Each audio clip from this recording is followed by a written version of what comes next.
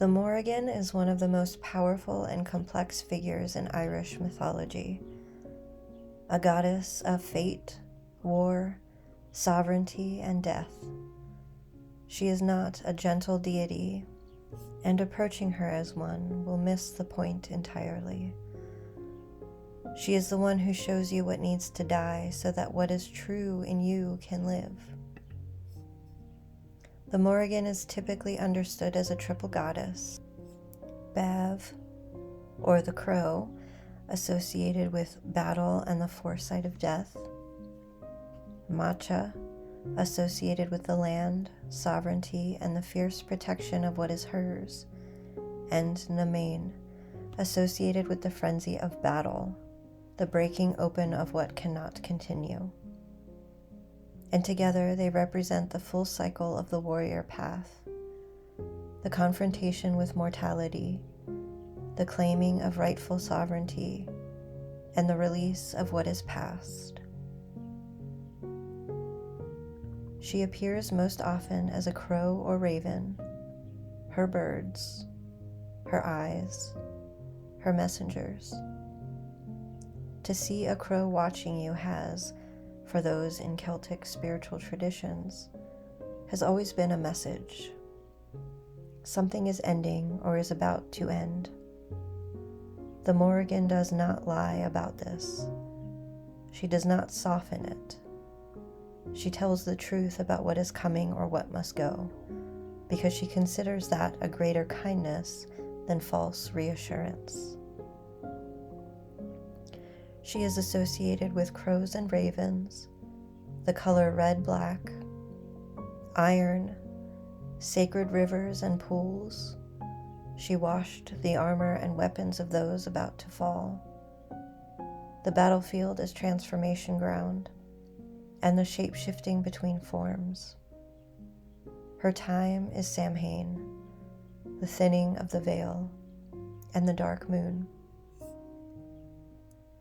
The modern spiritual community is drawn to the Morrigan for a reason that is very precise. We need permission to name what is dying. Not everything can be saved. Not everything should be. Some relationships, some identities, some stories have lived their full life and are being held past their time by grief or fear or the unwillingness to admit that something is over. The Morrigan's gift is the courage to look clearly and to let it go with dignity. The Morrigan arrives with fire and edge. She is not for everyone. If you felt called to this meditation, trust that calling.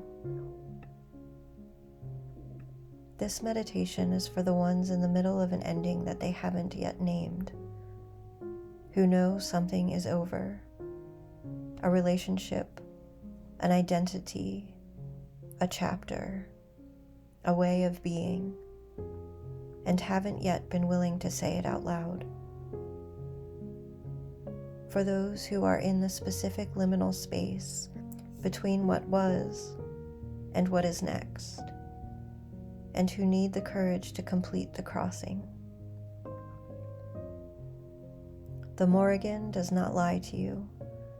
That is her greatest gift. She will tell you what she sees. She will not be unkind about it, but she will be honest. If you have been avoiding clarity, if you have been managing and handling and not quite looking at something, this is the meditation that will end that. So go ahead and take a seat. Sit upright, not tense but steady. The Morrigan respects a spine that knows itself. If you have any crow feathers or iron objects or a red-black altar item, bring them with you. If not, just come as you are. She is already in the room. She has probably been circling for a while. Take a full breath, and on the exhale, let your feet make contact with the ground and really feel it. You need ground for what's coming, not because it's dangerous, because truth requires a place to land. Feel your spine straight. The Morrigan respects a being who knows where they stand. Take one more breath and let it be the breath of someone who has decided they are ready to see clearly. Even if that readiness is only partial, even if it's only I am willing to try, that is enough. The air around you becomes sharper somehow, crisper. The quality of air before something that has been held for a long time finally moves. She is getting closer. You are at the edge of a battlefield, but not mid-battle, after. The field is quiet now. Dawn light, gray and clean. Crows are moving at the edges of your vision. A river runs at the edge of the field. You go to it without deciding to. Your feet simply carry you there. This is always how it is with the Morrigan. She calls before she asks. And at the river's edge, she is there. The Morrigan is not what fear makes her. She is tall, dark-haired, wrapped in red-black, and she is looking at the river with a stillness of someone who has seen everything and is still here. The crows that are her eyes and extensions are settling near her, quiet. She looks at you when you arrive, not with warmth, with recognition, and not hostile recognition. The recognition of someone who has been watching and knows exactly where you are. You've been avoiding something, she says. That was not a question. You feel the truth of it before you can form a response. That's all right, she says. Most people do. The question is whether you're ready to stop. She turns to face you fully. Her eyes are unusual, not scary, but holding more than eyes typically hold. The vision of someone who can see the whole arc rather than just the current frame. I am going to show you what I see, she says. You can decide what to do with it. I am not here to decide for you. Sovereignty means you hold that. What I see is this. There is something in your life that has completed, finished, run its full cycle, and you have been holding it in place past the point where holding serves either of you. She doesn't name it. She doesn't need to. You know what she's pointing at. You have known.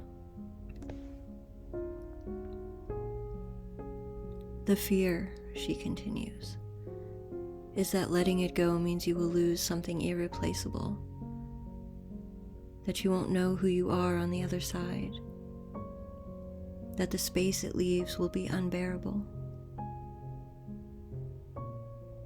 I have seen a great many endings. I have watched a great many people cross this threshold. And I will tell you what I know from all of that watching. What you fear you will lose is not what is actually at stake. What is actually at stake is the version of yourself that is waiting on the other side of this ending.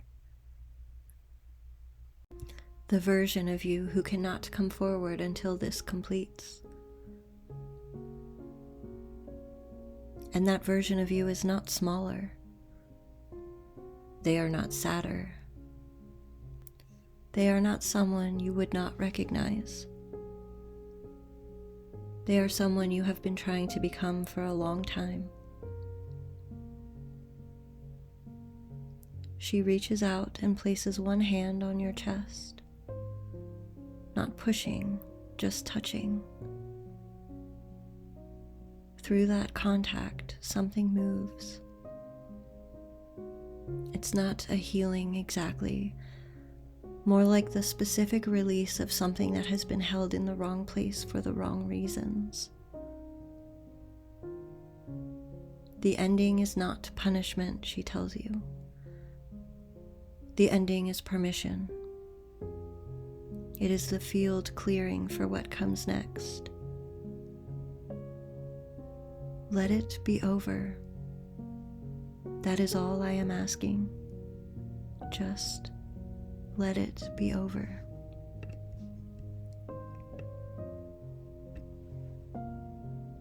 The Morrigan has something to say to you directly, not about endings in the abstract, but about your specific situation, about what she sees when she looks at you right now.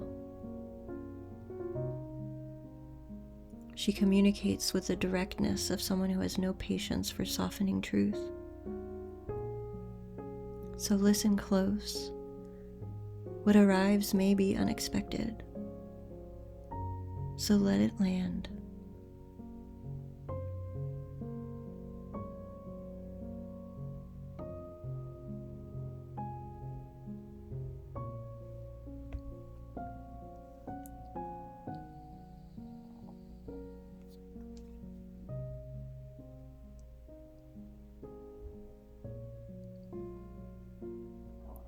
Whatever came, receive it, even if it's uncomfortable, especially if it's uncomfortable. The discomfort is the beginning of the thing becoming real. The crows around her begin to settle more fully. The river continues its sound. The Morrigan does not bow. She meets you eye to eye as an equal, and you meet her back. Come to me when you need the courage to see clearly, she says. I am not a deity of comfort. I am a deity of truth. And you will find, when you have worked with me a while, that truth is the more durable comfort anyway. The battlefield at dawn, the clean gray light around you, the river running somewhere nearby. Now bring your attention back to the room and feel your body, the spine you brought to this. Drink water and journal if you want to. The Morrigan's transmissions often clarify in the writing.